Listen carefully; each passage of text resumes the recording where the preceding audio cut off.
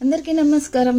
Welcome back to Madhu's kitchen అండి. ఇవాళ మన రెసిపీ చూస్తున్నారు కదా, చిట్టి చిట్టి బాదం పూరీలు ఎంతో రుచిగా ఉంటాయి. చాలా తేలిగ్గా చేసేయచ్చు. ఎవరైనా ఈజీగా చేసేసుకోవచ్చు అనమాట. ఇంట్లోనే కాసిన బాదం పప్పులు ఉంటే చాలు.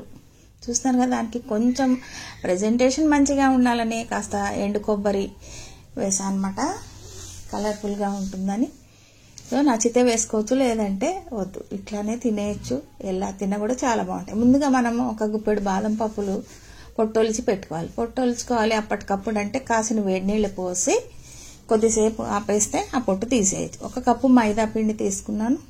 గోధుమ పిండితో అయినా చేసుకోవచ్చు. కొద్దిగా సాల్ట్ వేసి 2 స్పూన్ల నెయ్యి వేసి బాగా కలిపేసి, పిండి కాస్త రవ్వలాగా అవుతుంది కదా, ఈ విధంగా. ఈలోపు ఈ బాదం పప్పులు చల్లారిపోయినాయి అనుకోండి, ఈ పొట్టు తీసేసి ఈ విధంగా రెడీ చేసుకున్న తర్వాత మిక్సీ జార్లో వేసి కొద్దిగా నీళ్లు కానీ పాలు కానీ కలిపి మెత్తని పేస్ట్ చేసుకోవాలి. సో ఈ విధంగా రెడీ చేసుకున్న తర్వాత ఆ పేస్ట్ని ఈ పిండిలో వేసి కలుపుకోవాలి. ఒకవేళ సరిపోకపోతే కొంచెం వాటర్ యాడ్ చేసుకొని ముద్దగా చేసుకోవచ్చు. మరీ గట్టిగాను కాదు, కొంచెం సాఫ్ట్గానే ఉండాలి. 1 కప్పు చక్కెర తీసుకొని 1/2 కప్పు నీళ్లు పోసి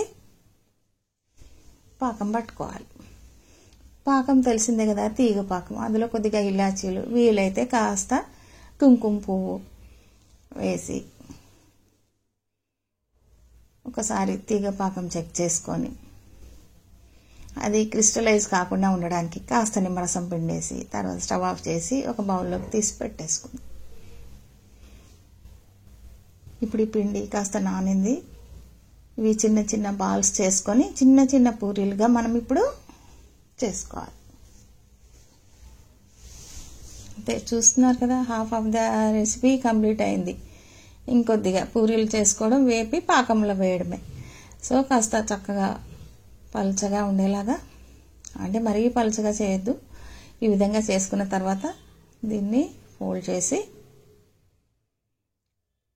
సో ఈ కార్నర్లో కొంచెం ప్రెస్ చేసి, ఆ తర్వాత పొంగకుండా ఉండడానికి ఇలా ఇంప్రెషన్స్ ఇచ్చుకోవాలన్నమాట, లేదంటే విడిపోతాయి. ఆయిల్ వేడెక్కిన తర్వాత మీడియం ఫ్లేమ్లోకి మార్చుకొని సో వీటిని వేపేసుకోవాలి. చక్కగా బాగుంటాయి చూడడానికి. రుచి అయితే మరింత బాగుంటుంది. చాలా తేలిగ్గా చేసేసుకోవచ్చు ఎవరైనా ఈజీగా. మనం తింటుంటే కూడా చక్కగా బాదం టేస్ట్ తెలుస్తూ ఉంటుంది.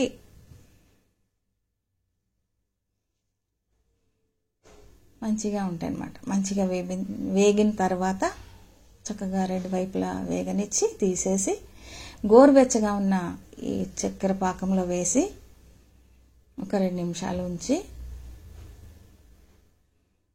ఆ తర్వాత తీసేసేయాలి. సో ఇలా అన్నీ రెడీ చేసి పెట్టుకొని ఆ తర్వాత మనం ప్లేట్లో పెట్టి సర్వ్ చేసేసేయడమే. అందరికీ నచ్చుతాయి, చాలా ఈజీగా చేయొచ్చు.